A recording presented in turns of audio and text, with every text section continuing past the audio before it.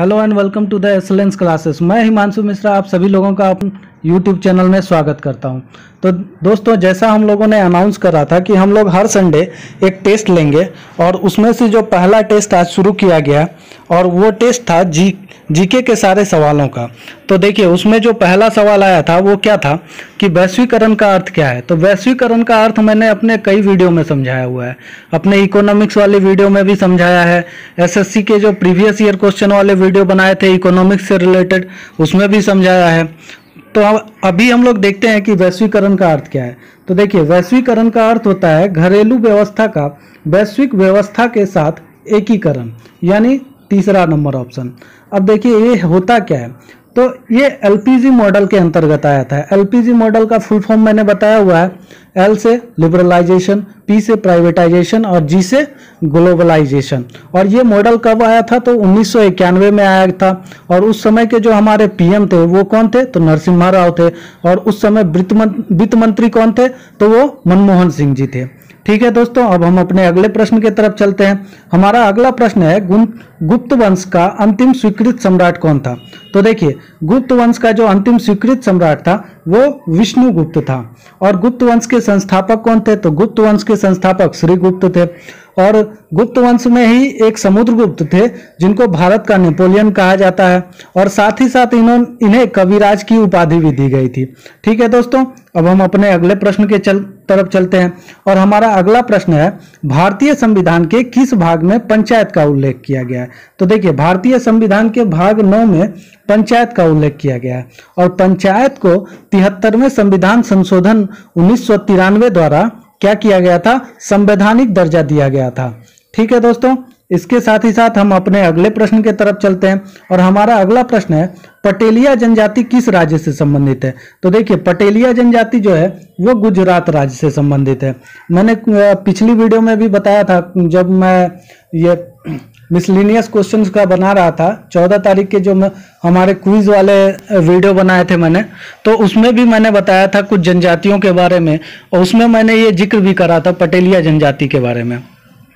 अब देखिए, गुजरात से रिलेटेड एक दो चीज और भी जानकारी ले लेते हैं।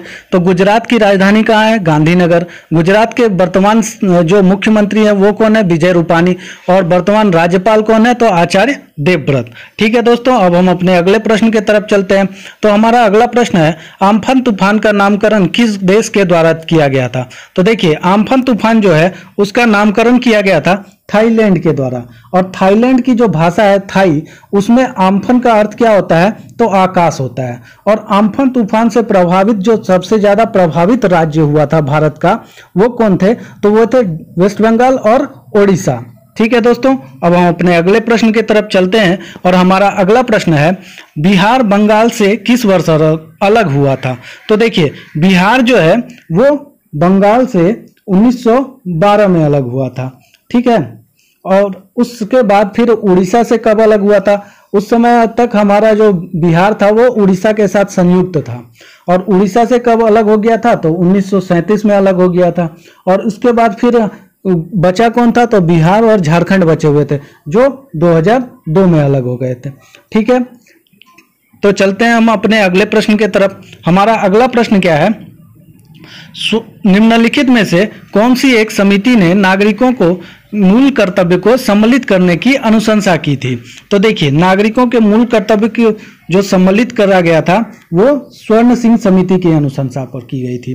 ठीक है, और इसे कब इसे शामिल किया गया था, यानी संविधान में इसे कब जोड़ा गया था? तो 1976 में, जब संविधान में 42वां संशोधन हुआ था, तब जाके इसे संविधान में जोड़ा गया था। और इसे कहाँ जोड़ा गया? तो संविधान के भाग 4 के क में, एवं अनुच्छेद कौन सा था? तो 51 का क में। ठीक है, और वर्तमान में जो मौलिक कर्तव्यों की संख्या है वो कितनी है? तो वो 11 है। ठीक है दोस्तों, अब हम अपने अगले प्रश्न की तरफ चलते हैं। हमारा अगला प्रश्न है मुद्रास्फीति की उच्च दर और बेरोजगारी की उच्च दर की एक साथ उपस्थिति क्या कहलाती है?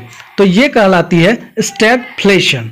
ठीक है, मैंने बताया भी था जब मैं इन्फ्लेशन पढ़ा रहा था, तो उस समय मैंने बताया था कि देखिए, वैसे तो जो मुद्रास्फीति होती है वह उस कंडीशन में बेरोजगारी नजर नहीं आती है, लेकिन कभी कभी विपरीत परिस्थितियां ऐसी हो जाती है कि मुद्रास्फीति के साथ साथ बेरोजगारी भी आपको देखने को मिल जाएगी, और जब ये दोनों एक साथ देखने को मिलती है तो उसे ही स्टैगफ्लेशन कहते हैं।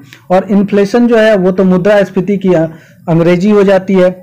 और उसके बाद डिफ्लेशन। डिफ्लेशन क्या होता है, सबसे पहले ये जान लिए कि मुद्रास्फीति क्या होता है। मुद्रास्फीति होता है कि समय के साथ जब वस्तुओं के मूल्य की वृद्धि हो जाती है तो उसको मुद्रास्फीति कहा जाता है। और डिफ्लेशन यानी कि अपस्फीति क्या होती है, जब वस्तुओं के मूल्य में गिरावट आती है तो अपस्फीति हो जाती है। अब जब वस्तु के मूल्य में गिरावट आएगा तो क्या होता है, धीरे धीरे लोगों को नुकसान पहुंचने लगता है, हानि होने लगता है। और जब हानि होने लगता है और जब ये वस्तुओं के मूल्य की गिरावट यानी कि डिफ्लेशन वाली कंडीशन कब तक रहे, किसी भी अर्थव्यवस्था में 2 क्वार्टर तक यानी कि 6 महीने तक लगातार बनी रहे तो उसे क्या कहा जाता है, मंदी कहा जाता है। ठीक है दोस्तों, अब हम अपने अगले प्रश्न की तरफ चलते हैं और हमारा अगला प्रश्न है, अब तक भारतीय रुपयों का कितनी बार अवमूल्यन किया जा चुका है। तो देखिए, अब तक भारतीय रुपयों का 3 बार अवमूल्यन किया जा चुका है। और वो कब कब किया गया था, तो 1949 में, 1966 में और फिर 91 में। ठीक है दोस्तों, अब सबसे पहले ये जान लीजिए कि आखिर में ये अवमूल्यन होता क्या है। तो देखिए, होता क्या है, जब कोई देश ना मुद्रा की विनिमय दर को अन्य देश की मुद्रा से कम कर देता है, यानी उसका जो रेट है, अभी जैसे इंडिया का जो करेंसी रेट है वो डॉलर के मुकाबले में कम है, ठीक है, तो वो जानबूझ के जब किया जाता है, ये तो मार्केट के कंडीशन पे डिपेंड करता है, बट जब जानबूझ के किया जाता है, लेकिन इसके पीछे एक रीजन होता है। रीजन क्या होता है कि भैया हमारे देश में ना जो इन्वेस्टमेंट है, निवेश है, उसको बढ़ाया जा सके। तो वही जब निवेश के कारण से निवेश को बढ़ाने के वास्ते क्या किया जाए, मुद्रा के मूल्य में जानबूझ के कमी कर दिया जाए, तो उसे ही क्या कहा जाता है, अवमूल्यन कहा जाता है। ठीक है दोस्तों, अब हम अपने अगले प्रश्न की तरफ चलते हैं। हमारा अगला प्रश्न क्या है, तो भारत के संविधान में बजट को क्या कहा जाता है। तो देखिए, भारत के संविधान में बजट को वार्षिक वित्तीय स्टेटमेंट कहा जाता है। ठीक है दोस्तों, देखिए वार्षिक वित्तीय स्टेटमेंट का मतलब क्या होता है, एनुअल फाइनेंशियल रिपोर्ट। ठीक है, अब देखिए ये जो हमारा वार्षिक वित्तीय स्टेटमेंट है, यानी कि वार्षिक वित्तीय विवरण या एनुअल फाइनेंशियल स्टेटमेंट जो है वो कौन से अनुच्छेद में है, तो वो 112 अनुच्छेद में है। ठीक है, अब देखिए इसके बारे में थोड़ा सा जानकारी ले लेते हैं कि हमारा जो बजट है वो सबसे पहले किसने प्रस्तुत किया था।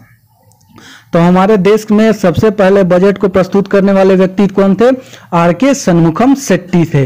अब इसके बाद ये भी सवाल आता है कि सबसे अधिक बार, अभी तक में सबसे अधिक बार बजट को किसने प्रस्तुत किया है, तो वो किया गया है मोरारजी देसाई के द्वारा। ठीक है, चलिए हम अपने अगले प्रश्न की तरफ चलते हैं। तो वो क्या है, विश्व का सबसे ऊंचा बांध कौन सा है। तो देखिए, विश्व का सबसे ऊंचा बांध जो है वो है न्यूरेक बांध। अब ये न्यूरेक बांध जो है वो कौन सी नदी पर है, तो ये है वक्स नदी पर। वक्स नदी पर, वक्स नदी पर।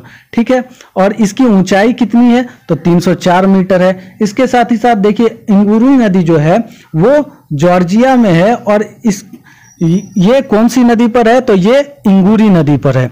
ठीक है दोस्तों, और इसकी ऊंचाई कितनी है, तो वो है 271.5 मीटर। अब इसके साथ ही साथ हम लोग भाखड़ा बांध के बारे में जान लेते हैं। तो भाखड़ा बांध जो है वो सतलज नदी पर बनाया गया है, और इसकी ऊंचाई कितनी है, तो ये 226 मीटर है। ठीक है दोस्तों, अब हम चलते हैं अपने अगले प्रश्न की तरफ, और हमारा अगला प्रश्न क्या है,